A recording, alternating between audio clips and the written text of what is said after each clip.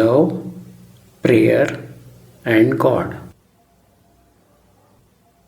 One evening, this dialogue was started by one Canadian. He said he was 23 but looked barely out of his teens. He wore around his neck an elegant little silver cross on a dainty chain. He said he had come across the book I Am That in a bookshop in Bombay a couple of days ago. A cursory glance at a few pages impelled him to meet Maharaj personally. He had already gone through the book, reading almost continuously through the afternoon, evening and night, and he had finished the book only a few hours ago. Maharaj, you are so young. I wonder since what age you have been interested in the spiritual quest? Visitor, Sir, ever since I remember, I have been deeply interested in love and God, and I strongly feel they are not different. When I sit in meditation, I often, and there was a long silence. Maharaj, wait a moment. What exactly do you mean by meditation? Visitor, I don't really know. All I do is sit cross-legged, close my eyes and remain absolutely quiet. I find my body relaxing, almost melting away, and my mind or being or whatever merging into space. And the thought process gets gradually suspended. Maharaj, that's good. Please proceed. Visitor, quite often during meditation, an overwhelming feeling of ecstatic love arises in my heart together with an effusion of well-being. I do not know what it is. It was during one such spell that I felt inspired to visit India, and here I am. Maharaj, how long will you be in Bombay? Visitor, I really don't know. I rarely make any plans. I have sufficient money to live frugally for about 15 days and I have my return ticket. Maharaj, now tell me, what is it that exactly you want to know? Do you have any specific questions? Visitor, the moment I picked up the book I Am That, I experienced the same overpowering feeling I get during my meditation. As I went on reading the book, a weight seemed to lift from within me. And sitting here before you, I feel as if I am talking to myself. And what I am saying to myself seems like blasphemy. But now I think that love is surely a concept. And if love is a concept, God also must be a concept. Maharaj, so what is wrong in it?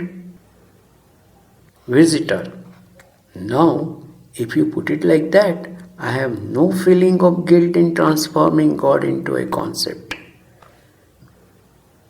Maharaj, actually you said love is God. What do you mean by the word love? Do you mean love as opposite of hate, or do you mean something else? Although, of course, no word can be adequate to describe God. Visitor, no. By the word love, I certainly do not mean the opposite of hate. What I mean by love is abstaining from the discrimination as me and the other. Maharaj, in other words, unity of being? Visitor, yes indeed. What then is God to whom I am expected to pray? Maharaj, let us talk about prayer later. Now, tell me, what exactly is this God you are talking about? Is he not the very consciousness the sense of being that one has, because of which you are able to ask questions. What is it that you love most? Is it not this I am, the conscious presence, which you want to preserve at any cost? I am itself is God. The seeking itself is God. In seeking, you discover that you are apart from this body-mind complex.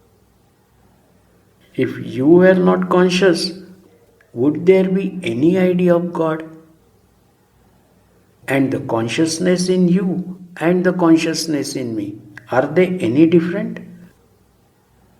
Are they not separate only as concepts, seeking unity unconceived? And is that not love?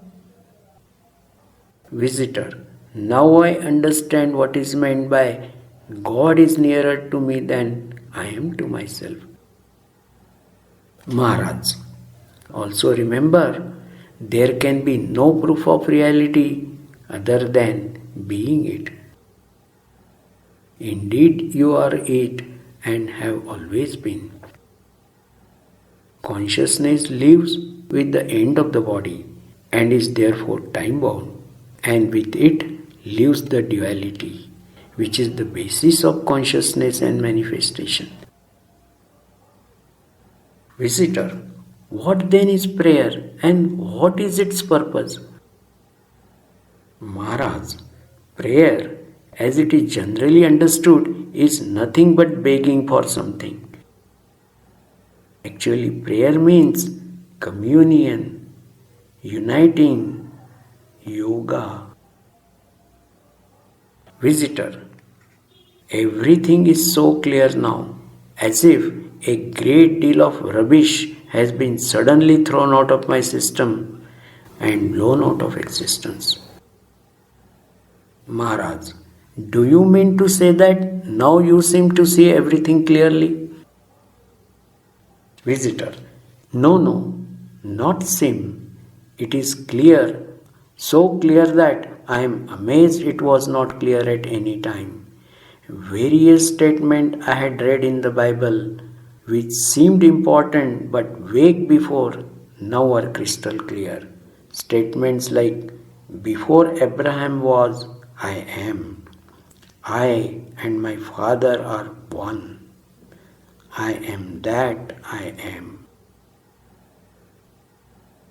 Maharaj, good. Now that you know what it is all about, what sadhana will you do to obtain liberation from your bondage? Visitor, Maharaj, now you are surely making fun of me. Or are you testing me? Surely now I know and have realized that I am that which I have always been and which I shall always be. What is left to be done or undone, and who is it to do it, and for what purpose? Maharaj, excellent. Just be. Visitor, I shall indeed. Then the young Canadian prostrated before Maharaj, his eyes brimming with tears of gratitude and joy. Maharaj asked him if he would be coming again, and the lad said, honestly, I don't know. When he left, Maharaj sat for a while with his eyes closed, the gentlest of smiles on his lips. He then said very softly, a rare one. I could barely catch the words. I never saw the young Canadian again, and I have often wondered about him.